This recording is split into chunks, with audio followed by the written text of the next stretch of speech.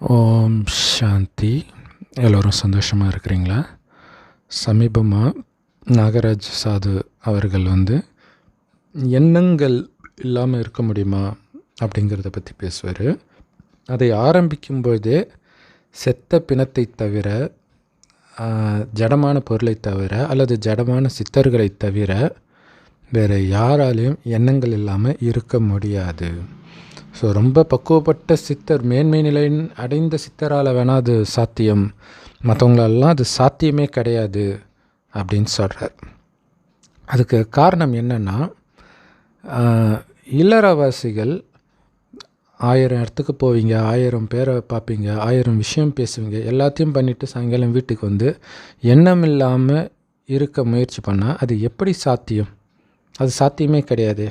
இப்போ ஒரு சித்தர் எல்லாத்தையும் விட்டுட்டு சன்னியாசி காட்டுக்கு போய் உட்காந்துட்டு, மனித நடமாட்டமே இல்லாத இடத்துல போய் உட்காந்துட்டு எண்ணங்கள் இல்லாமல் முயற்சி பண்ணால் ஒரு 3-4 வருடத்திற்கு பிறகு வேணும்னா அது சாத்தியமாகலாம். அதுவுமே கஷ்டப்பட்டு தான்.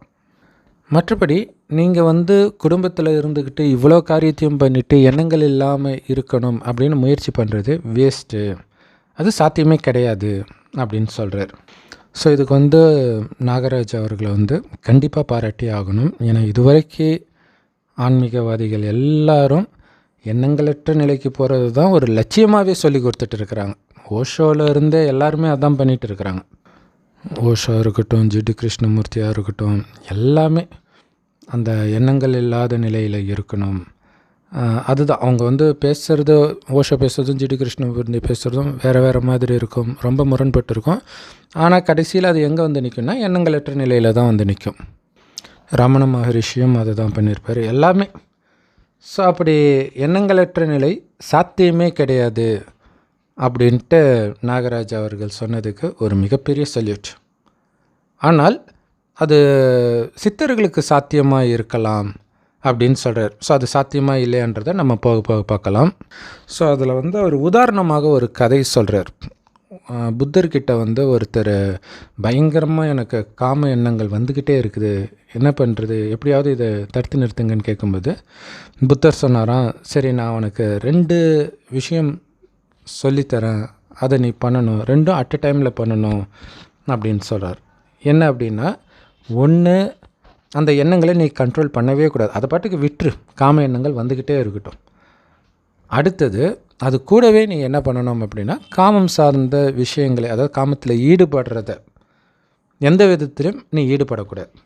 ஸோ இது 2ம் நீ அட் எ டைமில் பண்ணு அப்படின்னு சொல்லிட்டாங்க. ஸோ ஃபஸ்ட் நாள் உட்கார்றாரு, நிறைய எண்ணங்கள் வருது, பார்க்குறாரு, சரி நான் காமம் சார்ந்த விஷயத்தில் ஈடுபடக்கூடாது, அப்படியே இருந்திருக்கிறார். கொஞ்ச நாள் கழிச்சு நான் இதில் எக்ஸ்பர்ட் ஆகிட்டேன் அப்படின்னு சொல்கிறார். ஸோ அப்போ புத்தர் சொல்கிறாரு, இதே மாதிரி தான் கோபத்துக்கு எல்லாத்துக்குமே நீ எண்ணங்களை விட்டுடு. இப்போ கோபம் வருதுன்னா கோபம் சார்ந்த எண்ணங்கள் வரட்டும், அது பாட்டுக்கு போகட்டும், ஆனால் நீ கோபப்பற்றக்கூடாது.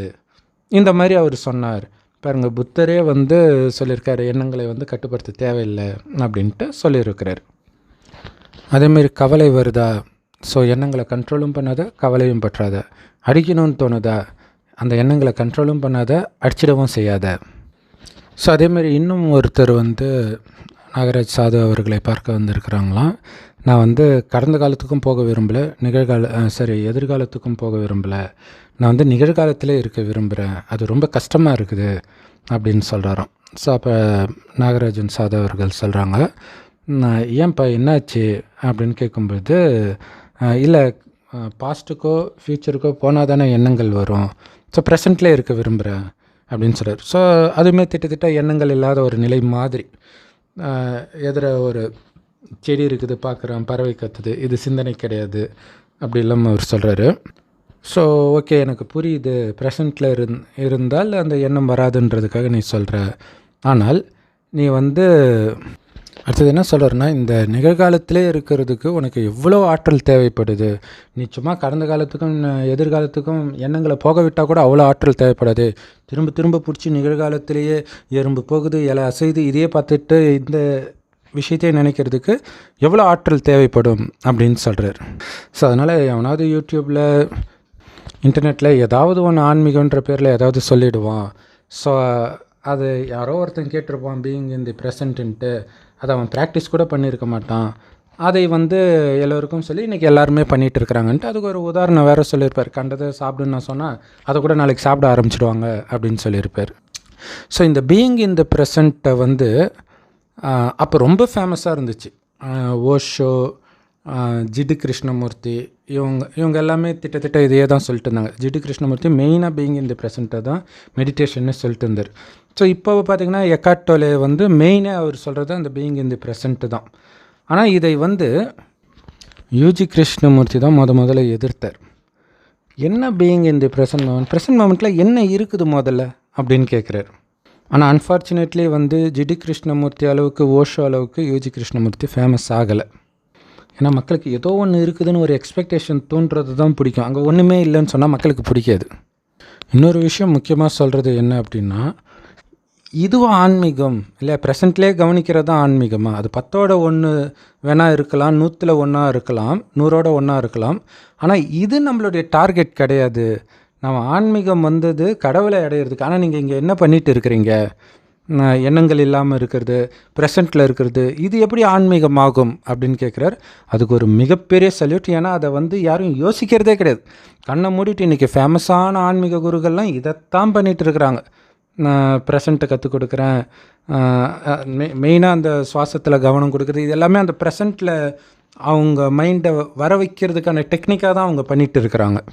ஸோ அதுக்காக தான் அவங்க அவேர்னஸ், அவேக்கனிங், கான்ஷியஸ்னஸ் இந்த மாதிரி வேர்டையே பயன்படுத்துகிறாங்க.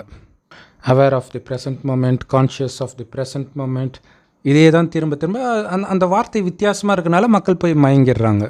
ஸோ அதை வந்து பயங்கரமாக உடைக்கிறார் நாகராஜன் சாது அவர்கள். ஸோ அதனால் எண்ணங்களை கண்ட்ரோல் பண்ணலாம் முயற்சி பண்ணாதீங்க, அது பாட்டுக்கு விட்டுருங்க. ஏன்னா எண்ணங்கள் இருந்தால் தான் நீங்கள் வேலையே செய்ய முடியும். பாருங்கள், கிராமத்திலலாம் பெண்மணி வந்து இடுப்பில் வந்து குழந்தைய வச்சுருப்பா, ஒரு பக்கம் தோசை திருப்பி போட்டுன்னு இருப்பா, அங்கே கணவன் ஏதோ கேட்பா, அது அங்கே இருக்குங்கன்னு சொல்லுவா.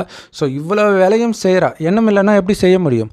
ஒரே ஒரு விஷயத்தை மட்டும் பண்ணால் குழந்தையெல்லாம் தூக்கி கிடச்சிட்டு தோசையை மட்டும் திருப்பி போட்டுட்டு இருக்க வேண்டியது தான் அப்படின்னு சொல்லியிருப்பார். ஸோ இது கண்டிப்பாக கேட்குறவங்களுக்கு ரொம்ப பிடிக்கும். ஆனால் இதை பற்றி கடவுள் என்ன சொல்கிறார் அப்படின்னா, கடவுளுமே நாகராஜன் சாது ஐயா அவர்கள் சொல்கிற மாதிரியே எண்ணங்கள் அப்படிங்கிறத விட மனதிலிருந்து தான் எண்ணங்கள் வருது இல்லையா? மனதுடைய வேலையே எண்ணங்களை உருவாக்குறது தான். ஸோ எண்ணங்களை உருவாக்காமல் மனம் இருக்காது. ஏன்னா அதோடைய வேலையே அதுதான். ஸோ இதனால் நாகராஜன் சாது அவர்கள் சொன்னதும் கடவுள் சிவபெருமான் சொல்கிறதும் ஒரே மாதிரி இருக்கு இல்லையா? ஆனால் ஒரே மாதிரி கிடையாது. ஏன் ஒரே மாதிரி கிடையாதுன்னா, அவர் என்ன சொல்கிறாருன்னா, எண்ணங்களை விட்டுருங்க, அதை அடக்க முயற்சி பண்ணாதீங்க அப்படின்னு சொல்கிறார். உண்மையில் அதுவும் ஒரு ஃபேஷனாக இருக்குதுன்றது தான் உண்மை. ரஜினிகாந்த் அவர்கள் ரொம்ப பல வருஷத்துக்கு முன்னாடி மெடிடேஷனை பற்றி கேட்கும்போது மேடையில் இதை பேசியிருப்பார். நீங்கள் கண்ட்ரோல் பண்ணாதீங்க, அப்படியே கவனிச்சுட்டு இருங்க, அது பாட்டுக்கு போய் ஒரு டைமுக்கு அப்புறம் அடங்கும் அப்படின்னு சொல்லியிருப்பார். ஸோ அதில் வந்து கவனிக்க சொல்லியிருப்பார். இதை வந்து விட்டுருங்க அப்படிங்கிற. ஸோ இதுலேயும் கவனிக்க தான் சொல்கிறார். அது பாட்டுக்கு போட்டோம், கவனிச்சுட்டு இருங்க. கூடவே வந்து இப்போ உதாரணத்துக்கு கவலை வருதுன்னா அது பாட்டுக்கு எண்ணங்கள் போகட்டும், அடக்காத, அதே நேரத்தில் கவலையும் பற்றாத. இங்கே அவரை அறியாமல் ஒரு விஷயம் என்ன சொல்கிறார் அப்படிங்கிறது அவருக்கே தெரியல அப்படிங்கிறது தான் உண்மை. கவலையும் பற்றாதனா என்ன அர்த்தம்? கவலைப்படாமல் இருக்கணும் என்பது ஒரு எண்ணம் இல்லையா? கவலை சார்ந்த எண்ணங்கள் வருது, இவர் கவலைப்படக்கூடாது அப்படின்னா கவலை சார்ந்த எண்ணங்களை ஓட விட்டு, இப்போ அம்மா இறந்துட்டாங்க இல்லையா, அதை பற்றிய சிந்தனையே வருது. அந்த சிந்தனை தான் கவலை. சிந்தனை இல்லாமல் எப்படி கவலை வரும்? கவலைப்பற்றாதன்னா என்ன அர்த்தம்? கவலைப்படக்கூடாதுன்ற எண்ணம் வச்சுருந்தா. ஆனால் அது சாத்தியம் கிடையாது. அவர் ஒரு உதாரணத்துக்கு சொல்கிறாரே தவிர அந்த எண்ணங்களும் போயிட்டு இருக்கோம், கவலைப்படாமல் இருக்கணும், இது முதல்ல வாய்ப்பு எப்படி இது இல்லையா? இது சாத்தியமே அதான் கேட்குறதுக்கு கவர்ச்சியாக இருக்கும், ஆனால் ப்ராக்டிக்கலாக வாய்ப்பே கிடையாது இது. ஸோ ஒரு பொண்ணு போயிட்டுருக்கிறா, ரொம்ப வக்கர புத்தி உள்ளவன் இருக்கிறான். ஸோ அந்த எண்ணங்கள் போயிட்டே இருக்காது, அவன் கண்ட்ரோலே பண்ணலைன்னா என்ன? எண்ணம் அதிகமாகிடுச்சுன்னா அதை செயல்படுத்த போகிறான். ஸோ எண்ணம் தான் விதை, அதிலிருந்து தான் காரியம் வருது, வார்த்தை வருது. இப்போ ஆபாச படம் பார்க்குறாங்கன்னும் பொழுது மெயினாக வந்து அவங்களுடைய எண்ணம் ஏற்கனவே அதுக்கு வந்து அவன் பழக்கப்படுத்திக்கிட்டான், சினிமா பாட்டு கேட்குறது இது மூலமாக பழக்கப்படுத்திட்டான். ஸோ அந்த போதையை அதிகரிக்கிறதுக்காக தான் அவன் வந்து அதை பார்க்குறான். ஸோ அப்போ அது சார்ந்த எண்ணங்கள் அவன் பார்க்க பார்க்க அவனுக்கு வந்துக்கிட்டே தான் இருக்கும். அது பாட்டுக்கு வரட்டும் அப்படின்னு விட்டால் அடுத்த ஸ்டேஜுக்கு அவன் போயிடுவான். அது ஒரு லெவலுக்கு மேலே போகும்போது தான் பாலியல் அத்துமீறல் எல்லாம் ஈடுபடுறது. இதை ஏன் சொல்கிறேன்னா, ஏன் எண்ணங்களை கட்டுப்படுத்த வேண்டியது முக்கியம் அப்படிங்கிறதுக்காக சொல்கிறேன். ஸோ இங்கே கட்டுப்படுத்துறதுன்றது எண்ணங்களற்ற நிலை கிடையாது. அப்போ என்ன அப்படின்னா, அந்த எண்ணம் என்ன எண்ணமாக இருக்குது? ஒரு நெகட்டிவ் எண்ணமாக, அபாயகரமான எண்ணமாக இருக்குது இல்லையா? இது விட்டால் அவன் வாழ்க்கையை அழிச்சிடும். அப்போ இது நெகட்டிவ் தானே. நம்ம மனிதர்கள் அப்படி நினைக்கிறது இல்லை. ஐயோ எனக்கு ஏதாவது ஆகிடுமோ, இந்த மாதிரி நினச்சா மட்டும்தான் நெகட்டிவ்னு நினைக்கிறாங்க. காம எண்ணங்கள் நெகட்டிவ் எண்ணங்கள் தான். ஏன்னா அதுதான் உங்கள் வாழ்க்கையை அழிக்க போகுது. கோப எண்ணங்கள் நெகட்டிவ் எண்ணங்கள் தான். அதுதான் உங்கள் வாழ்க்கையை அழிக்க போகுது. ஸோ அதே மாதிரி காம எண்ணங்கள் வருது, அதை பாட்டுக்கு விட்டுரு, அது பாட்டுக்கு போட்டோம், கண்ட்ரோல் பண்ணாத. ஆனால் காமத்தில் ஈடுபட்டுறோம், செஞ்சிடாத. இப்போ காமத்தில் ஈடுபடாதன்ற அந்த எண்ணம் மேலோங்கினால் மட்டுமே அவனால் காமத்தில் ஈடுபடாமல் இருக்க முடியும். எப்படி? அந்த காமம் சார்ந்த எண்ணங்களை விட காமத்தில் ஈடுபடக்கூடாதுன்ற எண்ணம் அதிகமாக இருக்கும்பொழுது மட்டும்தான் அவனால் காமத்தில் ஈடுபடாமல் இருக்க முடியும். அப்போ என்ன அர்த்தம்? இந்த எண்ணம் டாமினேட் ஆகி அந்த எண்ணத்தை கண்ட்ரோல் பண்ணுது. இப்போ பார்த்திங்கன்னா, இந்த கோபத்தை எடுத்துக்கிட்டிங்கன்னு வச்சுக்கோங்களேன். பெரியவங்க 2 அடல்ட்ஸ் இல்லையா, ஒருத்தர் ஒன்று பேசுகிறாரு, இன்னொருத்தருக்கு சுருன்னு ஆகுது, கோபப்பட்டு திருப்பி கத்திடுறாரு. அது சில சமயம் மேலதிகாரியாக கூட இருக்கலாம். மேலதிகாரியை திட்டும்போது சில சமயம் கீழே இருக்கிறவங்க திட்டிடுவாங்க. அடிக்கலாம் கூட செய்கிறதெல்லாம் நம்ம பார்க்குறோம். ஸ்டூடெண்ட்டே டீச்சரை அடிக்கிறதெல்லாம் இப்போ சர்வசாதாரணமாக நியூஸ்லலாம் வர ஆரம்பிச்சிடுச்சு. ஆனால் இதே சின்ன வயசுக்கு போங்க, ரொம்ப சின்ன வயசு, அதாவது அந்த மாதிரி ரஃப் அண்ட் டஃப் கைஸை விட்டுருங்க. ஜென்ரலாக சின்ன வயசில் ஸ்கூலில் படிக்கிறீங்க, இல்லை காலேஜ்லேயுமே கூட, காலேஜ் வேணால் ரொம்ப சின்ன வயசு, ஒரு 5வது 6வதுன்னு வச்சுக்கோங்களேன். அப்போ டீச்சர் திட்டுறாங்க, அல்லது அடிக்க கூட செய்கிறாங்கன்னு வச்சுக்கோங்களேன். இப்போ இந்த பையனுக்கு கோபம் வருமா? வராது. கோபம் சார்ந்த வார்த்தை வருமா? வராது. ஏன் தெரியுமா? அவனுக்கு கோபம் சார்ந்த எண்ணமே அங்கே வரல. ஆனால் எண்ணமே இல்லாமல் இருக்கிறானா? கிடையாது. அவனுக்கு பய எண்ணம் இருக்குது. எப்படா இங்கேருந்து போவோம், அல்லது மிஸ்ஸுக்கிட்ட வந்து எப்படி தப்பிப்போம், இந்த மாதிரி எண்ணம் ஓடிக்கிட்டு இருக்கும். இது எதிர இருக்கிறவங்களுக்கு எந்த விதமான பிரச்சனையும் கொடுக்க போகிறதில்ல. அந்த பிரச்சனையினால் இந்த பையனுக்கு எந்த பிரச்சனையும் வரப்போகிறதில்ல. இவனுக்கு அந்த ஒரு பயம் மட்டும்தான். அந்த நேரம் ஐயோ அடிக்கும்போது வலிக்குமே, இது மட்டும் இருக்கும். அப்படி இல்லைன்னா அந்த திட்டும் பொழுது அந்த அந்த அந்த டைம் முடியணும், எப்படா வெளியில் போவோம். இப்போ ஹெச்எம் திட்டுறாங்க அப்படின்னா ஹெச்எம் ரூமை விட்டு எப்படா வெளியே போவோம், அல்லது ஒரு மேத்ஸ் டீச்சர் வராங்க, ஒரு பயங்கரமாக திட்டுறாங்க, மார்க்கெல்லாம் கொடுத்து அப்படின்னா எப்படா பெல் அடிக்கும், அந்த எண்ணம் வந்துட்டுருக்கோம். எண்ணமே இல்லாமல் இருக்க மாட்டான். காரணம் என்னென்னா, அந்த ஹார்ம்ஃபுல் எண்ணம், அவங்க திட்டுனா எனக்கு கோபம் வரும், நான் அந்த ஈகோ அவனுக்கு அங்கே வளரல. ஸோ ஈகோன்றது எண்ணத்தின் மூலமாக தான் வளர்க்குறான். ஒரு டைமுக்கு ஆனதுக்கப்புறம் நான் இப்படிப்பட்டவன் அப்படிப்பட்டவன் நினச்சிட்டு இந்த நேரம் என்னுடைய ஈகோ உடைக்கிற மாதிரி ஒருத்தன் பேசினா எனக்கு சல்லுன்னு கோபம் வரும். ஆனால் அந்த குழந்தை அந்த ஈகோவை வளர்க்கக்கூடிய எண்ணங்களை உருவாக்கலை, அதனால் ஈகோ வளரல. அதனால் அந்த இடத்துல அந்த குழந்தை கோபப்படலை. முதல்ல ஒரு பையன் ஒரு பொண்ணுக்கிட்ட தப்பாக நடந்துக்கிறான், பாலியல் அத்துமீறலில் ஈடுபடுறான் அப்படின்னா அதுக்கு முக்கியமான காரணம் என்ன தெரியுமா? அந்த எண்ணங்களை அவன் பாட்டுக்கு கண்ட்ரோல் பண்ண முயற்சி பண்ணாதது தான் காரணம். அது பாட்டுக்கு போகட்டும் அப்படின்னு விட்டது தான் காரணம். ஸோ இந்த எண்ணம் மீண்டும் மீண்டும் காமத்தை தூண்டக்கூடிய விஷயங்களை தேடி போகும். அது மீண்டும் மீண்டும் இன்னும் அதிகமாக காமத்தை தூண்டக்கூடிய எண்ணங்களை உருவாக்கும். அது ஒரு நாள் என்னை தப்பு செய்ய வைக்கும் அப்படிங்கிற விழிப்புணர்வு இல்லாதது தான் காரணமே. இதுக்கு ஆன்மீகம் தேவையில்லை. ஏன்னா எல்லா மனிதர்களுமே இப்படி தான் இருக்கிறாங்க.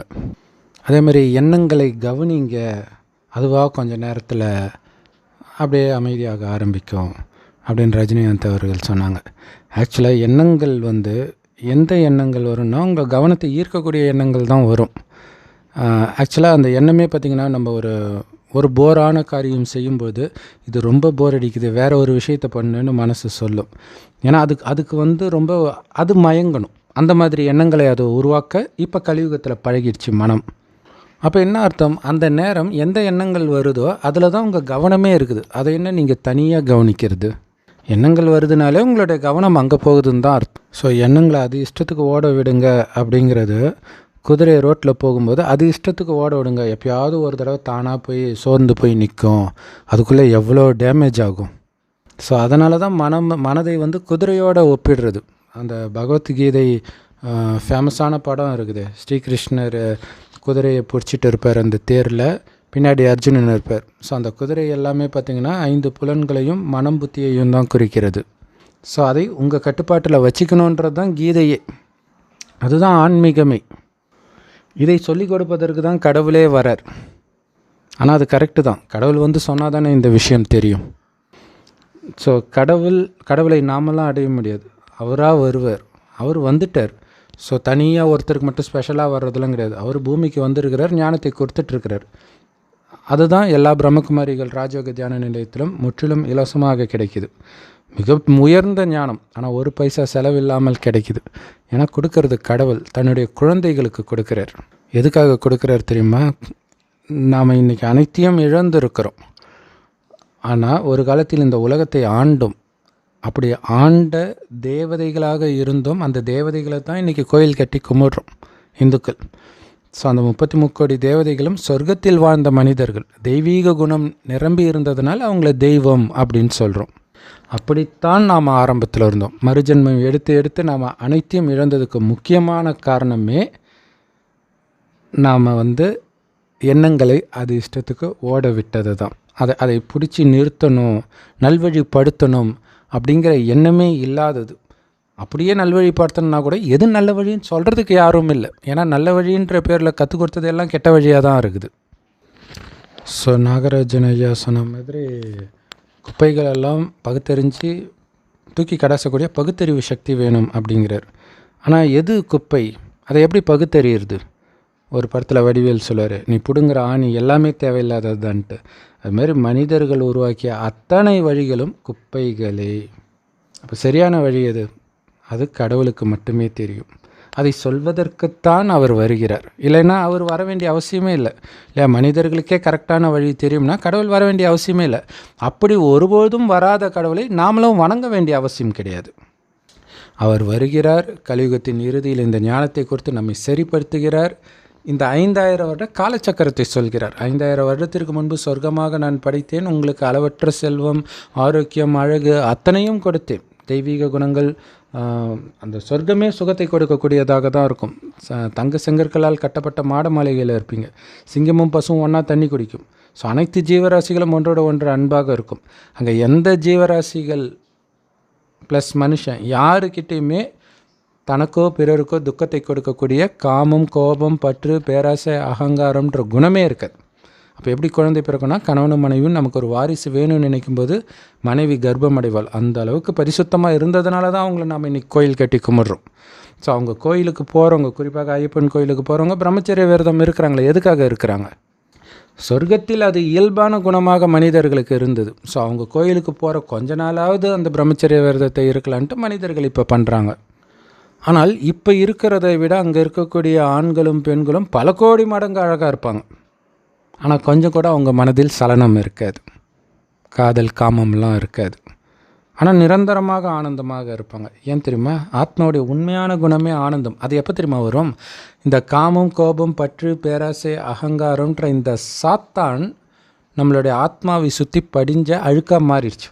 இந்த அழுக்கை நீக்கிட்டாலே அந்த ஆத்மாவுடைய உண்மையான குணமான அந்த ஆனந்தத்தையும் ஆழ்ந்த அமைதியும் உங்களால் நிரந்தரமாக அனுபவம் செய்ய முடியும். சொர்க்கத்தில் அதைத்தான் அனுபவம் செஞ்சுட்டு இருந்தோம். அந்த ஆத்மா அதுதான் நாம். அது பூர்வ மத்தியில் நட்சத்திரம் மாதிரி ஜொலிக்கினால்தான் தான் அங்கே பொட்டு வைக்கிறோம். ஒன்றும் இல்லை, உயிரைத்தான் ஹிந்தியில் ஆத்மான்றோம், அதையே தமிழ் படுத்தி ஆன்மான்னு சொல்கிறோம். அந்த ஆத்மாவில் தான் மனம் புத்தி இருக்குது அப்படின்னு கடவுள் சொல்கிறார். அந்த மனதிலிருந்து தான் எண்ணங்கள் வருது. ஆனால் அந்த மனதிலிருந்து எண்ணங்கள் எப்படி வந்துச்சு? ஏற்கனவே அந்த மனதில் ஒன்று பதிவாகி இருக்கும். அதை சமஸ்காரம்னு கடவுள் சொல்லுவார். மனம், புத்தி, சமஸ்காரம், இது மூன்றும் ஆத்மாவில் இருக்குது. ஆத்மாவே கண்ணுக்கு தெரியாத நுட்பமான ஒளிப்புள்ளி, அதுக்குள்ளே சூக்ஷ்மமாக இந்த 3 இருக்குது. இதில் இந்த சமஸ்காரம் அப்படிங்கிறது என்னென்னா பதிவுகள். அந்த பதிவிலிருந்து தான் எண்ணங்கள் உருவாகுது. அப்போ அந்த பதிவு எப்படி வந்துச்சு அப்படின்னா, வெளி உலக விஷயத்தை கேட்கறது மூலமாக, பார்க்கறதன் மூலமாக, சிந்திக்கிறதன் மூலமாக தான் அங்கே பதிவாகுது.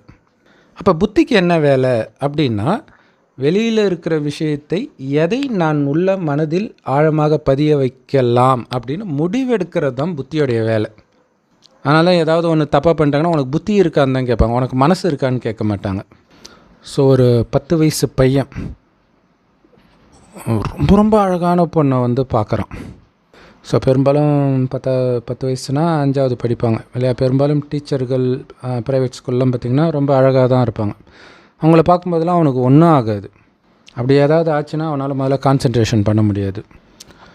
ஆனால் அதே பையன் 25 வயசுக்கு மேலே ஆன பிறகு ரொம்ப அழகான பொண்ணு இல்லை, ஓரளவுக்கு சுமாராக இருக்கக்கூடிய ஒரு பெண்ணை பார்த்தாலே 1008 காமம் சார்ந்த எண்ணங்கள் அவனுக்கு வரும்.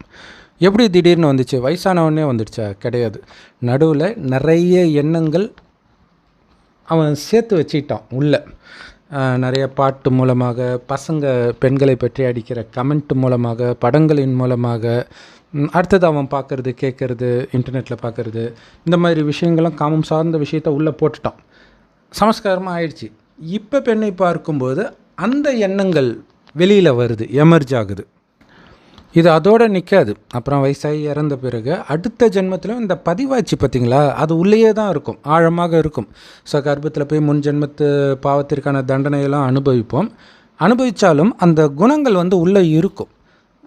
வெளியில் ஒரு குறிப்பிட்ட வயது ஆகும்போது உள்ளே இருக்கக்கூடிய குணத்தை தூண்டக்கூடிய விஷயங்கள் வெளில வரும்போது டிஸ்டர்ப் ஆக ஆரம்பிக்கும். அதனால தான் சின்ன வயசில் அந்த சின்ன டிஸ்டர்பன்ஸ் இருக்குது இல்லையா, அந்த டிஸ்டர்பன்ஸ் என்னென்னா உள்ளே இருக்கிற பதிவை கொஞ்சம் ஆட்டங்காண வைக்குது வெளியில் உள்ள விஷயங்கள். ஸோ அதே மாதிரி பயங்கரமான ஒரு ரவுடியாக இருக்கிறான், வெட்டு குத்துன்னு இருக்கிறான் அப்படின்னா அவன் இறந்த பிறகு அடுத்த ஜென்மத்தில் அவன் குழந்தையாக இருக்கும்போதே அந்த வாத்தியார்லாம் மிரட்டுறாரு, எல்லா பசங்களையும் மாதிரி மிரட்டுறாருன்னா அந்த பையனுக்கு உள்ளே ட்ரிகர் ஆகிடும் பயங்கரமாக.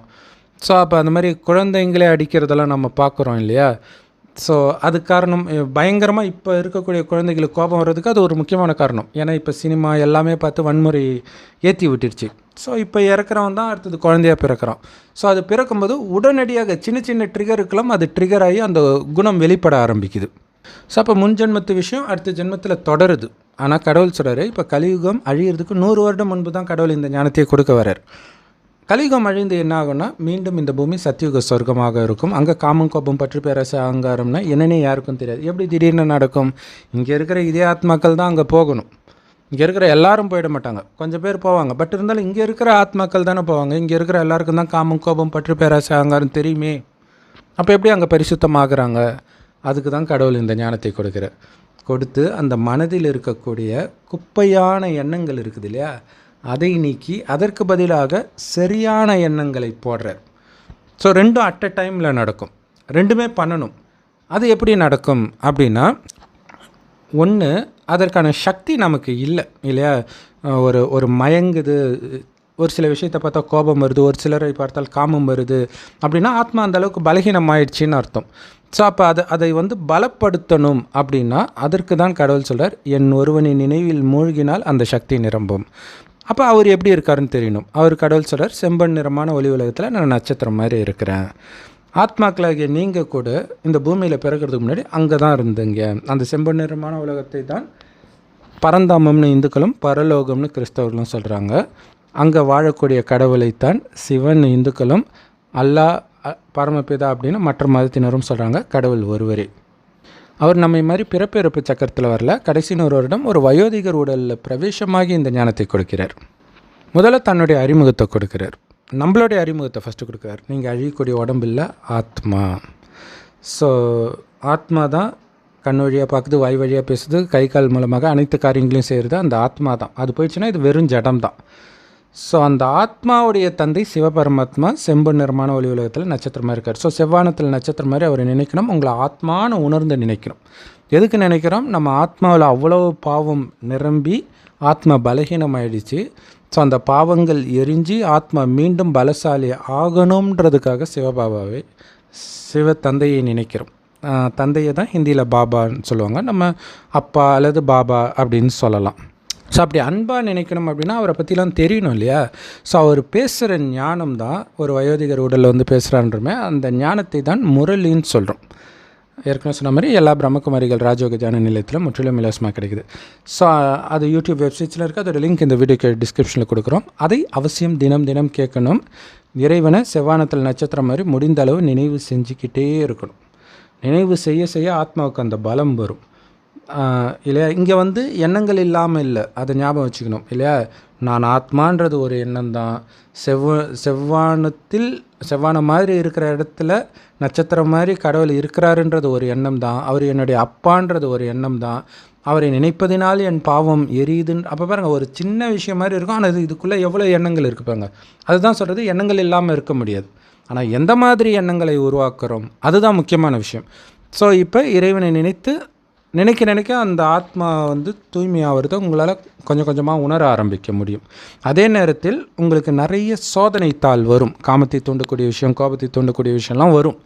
பயப்படக்கூடாது. ஏன்னா அப்போ தான் நீங்கள் பலசாலியாக முடியும். இது வந்து மாயையோடு நடக்கிற யுத்தம் தான். உண்மையிலே இந்த மனசுக்குள்ளே நடக்கிற யுத்தத்தை தான் வெளியில் நடக்கிற மகாபாரத யுத்தமாக மகாபாரதத்தில் காட்டிட்டாங்களே தவிர, நிஜத்தில் வந்து அந்த மாதிரி யாரும் போய் சண்டை போடலை. கடவுள் வந்து மற்றவர்களோடு சண்டை போடுற ஞானத்தை கற்றுக் கொடுக்க மாட்டார். நமக்கு துக்கத்தை கொடுக்கக்கூடிய மாயாவை அழிக்கிற ஞானத்தை தான் கற்றுக் கொடுக்கிறார். அது எப்படி அழிக்கிறது? கடவுள் சொல்கிறார், நீ உடம்புன்னு நினைக்கிற வரைக்கும் மாயா வந்து உன்னை தாக்கும். நான் அழிக்கக்கூடிய உடம்பே கிடையாது, வெறும் ஆத்மா, ஒளிப்புள்ளி. ஆண் உடலை எடுக்கிறேன், பெண் உடலை எடுக்கிறேன், மாற்றி மாற்றி உடலை எடுத்துக்கிட்டே இருக்கிறேன். ஆண் உடலை எடுத்தோடனே உடம்பு நினச்சதுனால நான் ஆண் நினச்சிட்றேன். பெண் உடலை எடுத்தோடனே பெண்ணு நினைக்கிறனால பெண் அப்படின்னு நினைக்க ஆரம்பிச்சிடுறேன். ஸோ அப்போ ஆண் சார்ந்த காம எண்ணம் வருது, நிறைய விஷயங்கள், பல உறவுகள் வருது, எல்லாம் வருது. ஆனால் எனக்கு உடம்பே கிடையாது, நான் வெறும் ஒளிப்புள்ளினா எப்படி காமம் வரும்? பிறரையும் நான் ஒளிப்புள்ளியாக பார்த்தா எப்படி காமம் வரும்? அதேமாதிரி எனக்கு எந்த உறவுமே கிடையாது, இல்லை எனக்கு உடம்பே கிடையாதுன்னா மற்ற உறவே கிடையாது. அப்போ எதன் மீது பற்று வரும்? ஸோ யாருக்கு என்ன ஆனாலும் எனக்கு எப்படி கோபம் வரும்? ஏன்னா நான் அழிவற்ற ஆத்மா, நான் கடவுளுடையவன். எனக்கும் ஒன்றும் ஆகாது, என்னுடைய அப்பா கடவுளுக்கும் ஒன்றும் ஆகாது, அவர் மட்டும்தான் எனக்கு உறவு. அப்படி இருக்க போகிறீங்க. ஸோ இங்கே சாமியார்கள், சன்னியாசிகள் மாதிரி நீங்கள் குடும்பத்தை விட்டுட்டு போகலை. இல்லை, விட்டுட்டு போனீங்கன்னா நாகராஜன் சாது அவர்கள் சொன்னாங்க இல்லையா, இப்போ சமீபமாக நான் காதலில் விழுந்தேன், ஒரு பெண்ணை பார்த்து காதல் வந்துச்சு, எப்படி வந்துச்சுன்னே தெரில, இதுதான் காரணம் இல்லையா? மனதை அதாவது முதல்ல கடவுளை பற்றி தெரியல, அப்புறம் எப்படி கடவுளை நினைக்க முடியும்? அடுத்தது இந்த காமத்தில் ஏன் விடணுன்றது தெரியல இல்லையா? ஏன்னா சொர்க்கத்தில் காமம் இருக்காது. காமத்தினால தான் அனைத்தையும் இழந்தோம். அதற்கு அந்த காமத்தை வெல்வதற்கான வழியை சொல்வதற்கு தான் கடவுள் வரார். ஸோ காமத்தை விட்டால் கடவுள் கிடைக்க மாட்டார். கடவுள் வந்தால் தான் உங்களால் காமத்தை விடக்கூடிய சக்தி கிடைக்கும். இல்லாட்டினா நீங்கள் குடும்பத்தை விட்டுட்டு ஓடி போயிடலாம், தனியாக காட்டுக்கு போயிடலாம். ஆனால் அந்த சக்தி இருக்காது. அங்கேயும் பொண்ணு வந்தால் நீங்கள் விழுந்துருவீங்க. ஸோ இது இல்லற மார்க்கம். ராஜயோகமே இல்லற மார்க்கத்தினருக்கானது. அதனால தான் இந்து கோயில்களில் எல்லா தெய்வங்களும் ஜோடி ஜோடியாக இருக்கும். அது இல்லற மார்க்கம், ஆனால் பரிசுத்தமான இல்லற மார்க்கம். அதனால தான் ஜோடியாக இருந்தாலும் நம்ம கையெடுத்து கும்பிடுறோம். எப்படி அவங்களால பரிசுத்தமாக இருக்க முடிஞ்சது? அவ்வளோ அழகாக இருந்தோம் அப்படின்னா அவங்களுடைய கவனம் ஆத்மாவில் இருக்கிறது தான் முக்கியமான காரணம் இல்லையா? நீங்கள் எவ்வளோ அழகான கார் ஓட்டினாலும் சத்தியமாக நீங்கள் கார் கிடையாது இல்லை, அதை ஓட்டுறவர் தானே நீங்கள். அந்த மாதிரி தான் உங்களுக்கு என்ன தான் அழகான உடல் கிடைச்சாலும் அது நீங்கள் கிடையாது. உள்ளே இருக்கிற அந்த ஒளிப்புள்ளி தான் நீங்கள்ன்ற உணர்வு இருக்கிறதுனால தான் அவங்க அந்த அழகில் மயங்கிறது கிடையாது. அப்படி மயங்கலை அப்படின்னாலே ஆத்மாவுக்கு அந்த கான்சன்ட்ரேஷன் பவர் இருக்கும். கான்சன்ட்ரேஷன் பவர் இருக்கிறனால தான் மயங்காமலும் இருக்கிறாங்க. அந்த கான்சன்ட்ரேஷன் பவரை தான் இப்போ இறைவனை நினைக்க அந்த கவன சிதறல் ஆச்சு பாருங்கள், அது ஆத்மா பலகீனமாக இருக்கிறதுனால ஆகுது. ஸோ அந்த கவனத்தை சிதறடிக்கக்கூடிய விஷயங்கள், வெளி உலக விஷயங்கள், அப்படி உங்கள் கவனம் அதை நோக்கி ஈர்க்கப்படுறதுக்கான காரணம் ஆத்மா பலகீனமாக இருக்குது இல்லையா? ஸோ இறைவனை நினைக்க ஆத்மா பலமாகிறதுனால உங்களுடைய மனமானது வெளியிலிருந்து உள்நோக்கி வர ஆரம்பிக்கும். உங்கள் ஆத்மாவிலேயே உங்களுடைய கவனம் குவிய ஆரம்பிக்கும். ஏன்னா கான்சன்ட்ரேஷன் பவர் வர ஆரம்பிக்குது. ஆனால் இந்த ஞானத்தை கோடியில் ஒருத்தர் தான் எடுப்பாங்க, எல்லோரும் எடுக்கிறது கிடையாது. சாமியார் பின்னாடி போகிறவங்க தான் அதிகம், அது உங்களுக்கே தெரியும். ஸோ அப்போ கோடியில் சிலர் மட்டுமே இந்த ஞானத்தை எடுக்கிறாங்க, தூய்மை ஆகிறாங்க. மற்றவர்களெல்லாம் மீண்டும் மீண்டும் காமம், கோபம் இதிலே விழுந்து பாவம் மேலே பாவம் செய்தால் உலகம் அழிஞ்சு தானே ஆகணும். ஸோ அது நடக்கும். அதிலும் நன்மை இருக்குது. என்ன நன்மை? உலகம் அழிவதே இந்த பூமி சொர்க்கமாக மாறுறதுக்காக தான். அதாவது கடவுளின் வழிபடி நடந்து தூய்மையாகி சொர்க்கத்திற்கு தகுதியாகிறோம் பாருங்கள், நமக்காக தான் அதுவே நடக்குது. அப்போ பாருங்கள், வெளி உலகத்திற்கு துக்கமான ஒரு விஷயம் நமக்கு சுகமானதாக மாறுது. அப்போ அந்த உலக அழிவு கூட உங்களுக்கு துக்கத்தை கொடுக்காது. 2 காரணத்தினால. ஒன்று, அது நமக்காக தான் நடக்குது. இன்னொன்று, நீங்கள் ஃபுல் அண்ட் ஃபுல் ஆத்ம உணர்வில் வந்த பிறகு உங்களுக்கு பயமே இருக்காது.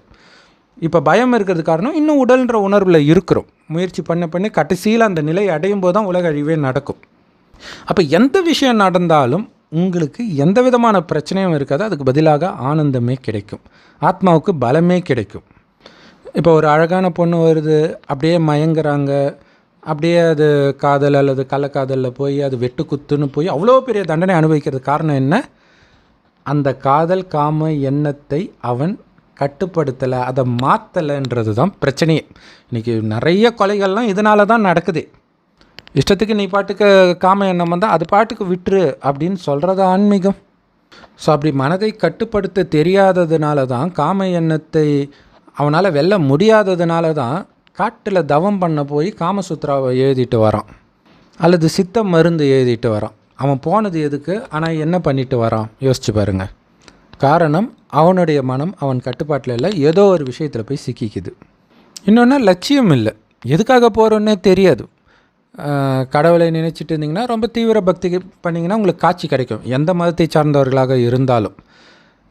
இப்போ கிறிஸ்தவர்களும் குடும்பத்திலே தான் இருப்பாங்க, அவங்களுக்கே இயேசு காட்சி தெரிஞ்சதுன்னுவாங்க. ஸோ தீவிர பக்தி பண்ணால் அது நடக்கும், ஆனால் அதனால் உங்களுக்கு எந்த விதத்துலையும் லாபம் கிடையாதுன்றார். அதனால் உங்கள் குணம் மாறிட போகிறது கிடையாது, காம எண்ணம் போயிட போகிறது கிடையாது, உங்களுக்கு வந்த நோய் போயிட போகிறது கிடையாது, பண கஷ்டம் போயிட போகிறது கிடையாது, எதுவுமே மாற போகிறது கிடையாது.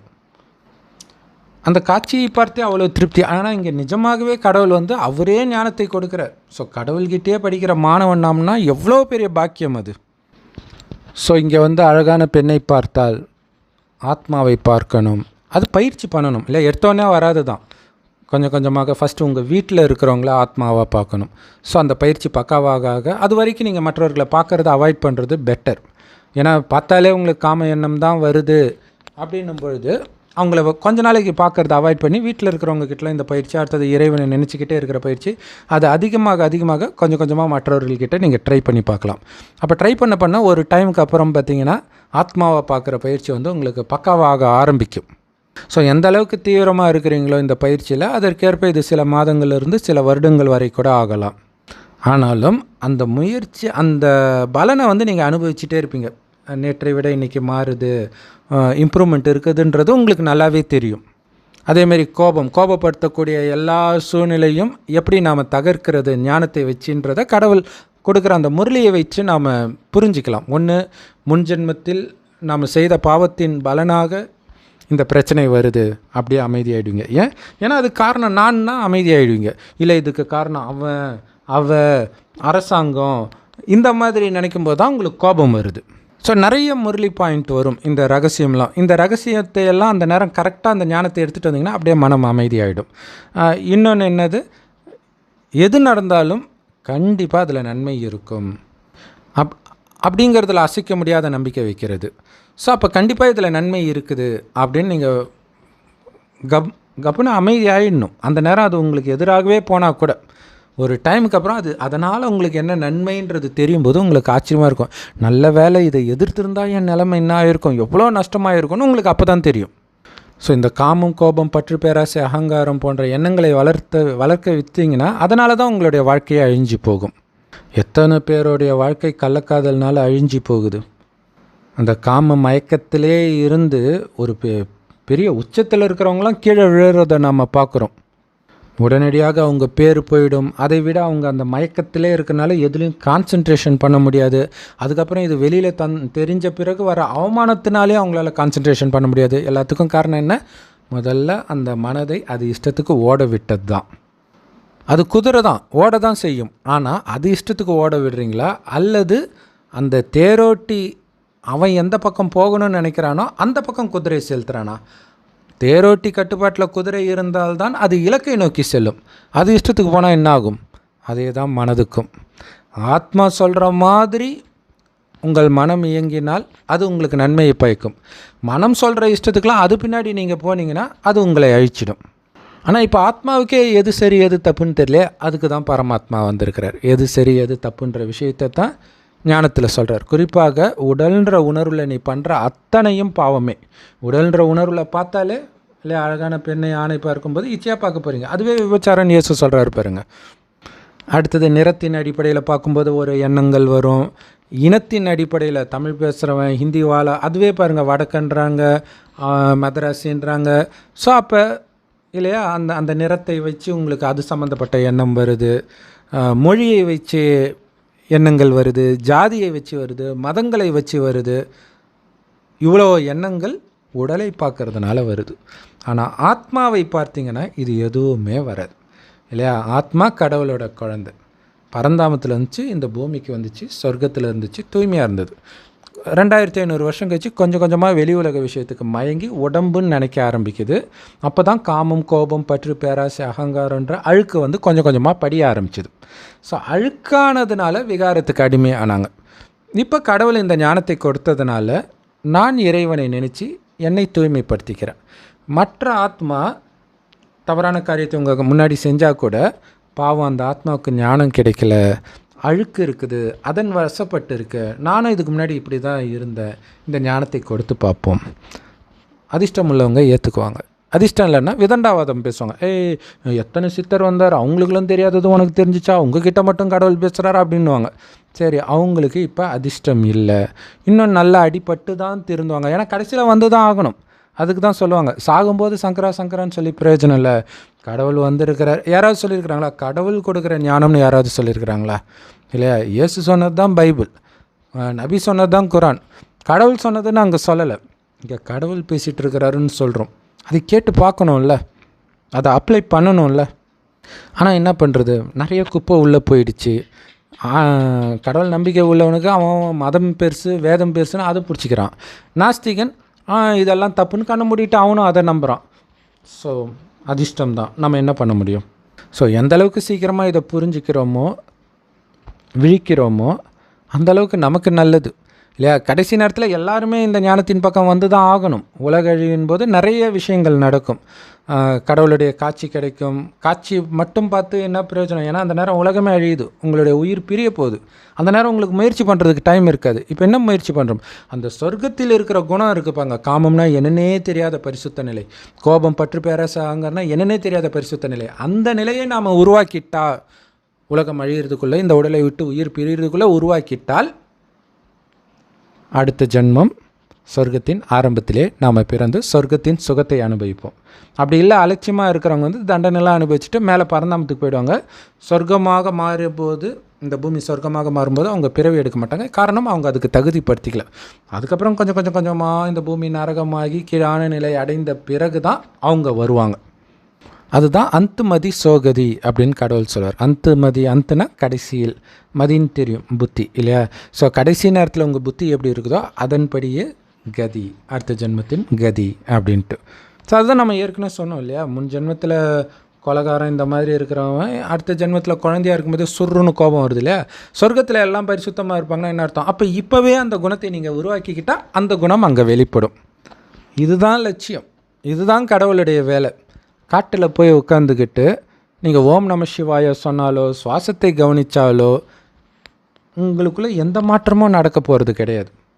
ஆனால் கடவுள் கொடுக்குற ஞானம் ரொம்ப ரொம்ப சிம்பிள் இல்லையா? படிப்பறிவு இல்லாதவங்க கூட புரிஞ்சுக்கிற மாதிரி தான் இருக்கும் அந்த முரளி.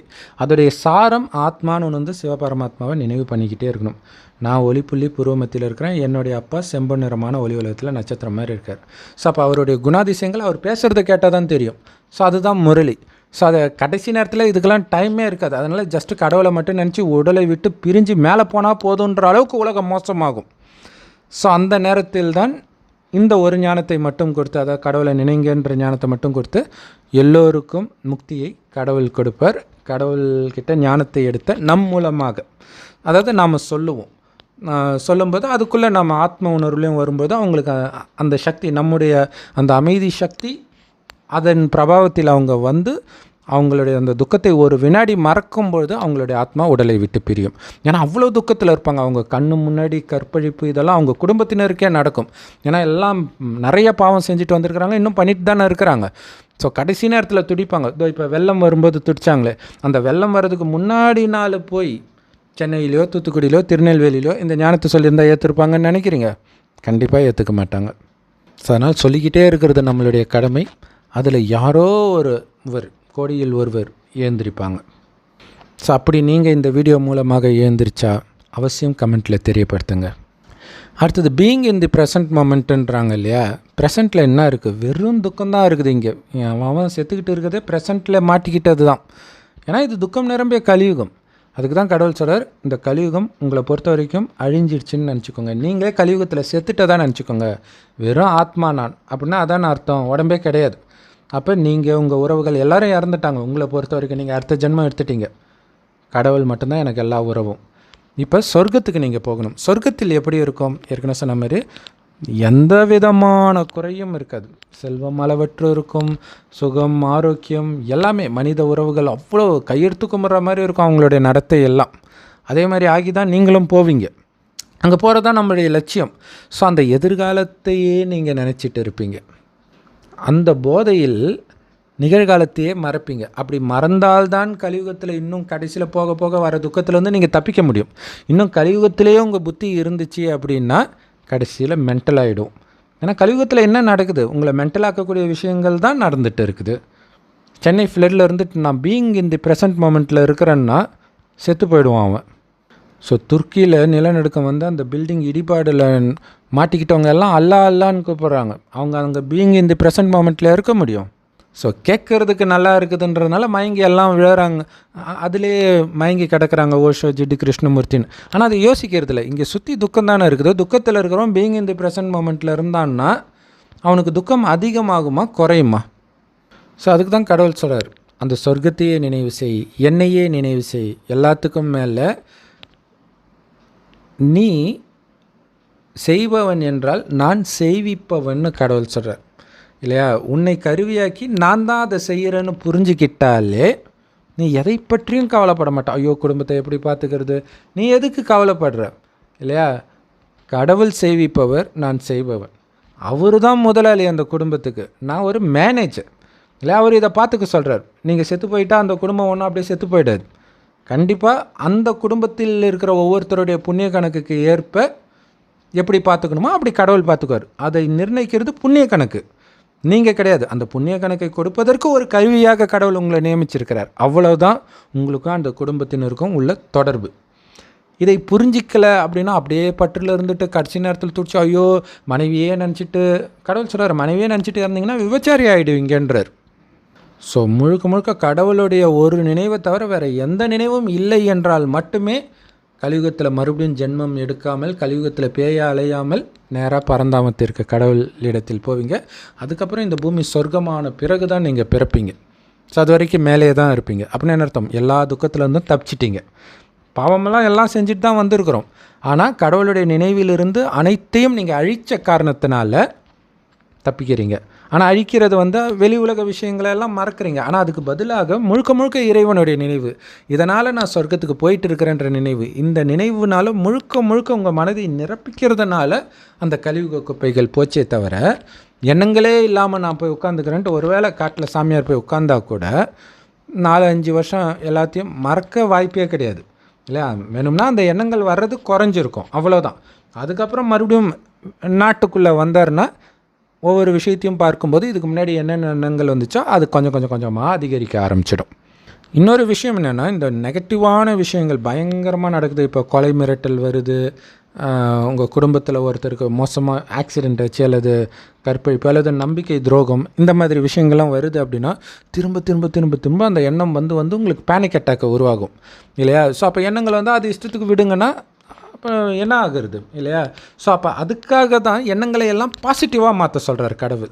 எல்லாத்துலேயும் நன்மை இருக்குது, பாசிட்டிவ். இன்னொன்று எதன் மீதும் பற்று வைக்காதன்றார். எதன் மீதும் பற்று வைக்கலைன்னா உனக்கு எப்படி துரோகம் பண்ண முடியும் இல்லையா? இப்போ இந்த வீடு எழுந்தது இதில் பார்த்திங்கன்னா எதுவுமே இல்லாத ஏழையை விட பணக்காரனுக்கு தான் வலி அதிகமாக இருக்கும். ஏன்னா அவன் கண்ணு முன்னாடி வீடு இடியிறது, அவன் வாழ்க்கை ஃபுல்லாக சம்பாதிச்சது எல்லாம் போட்டு கட்டியிருப்பான்.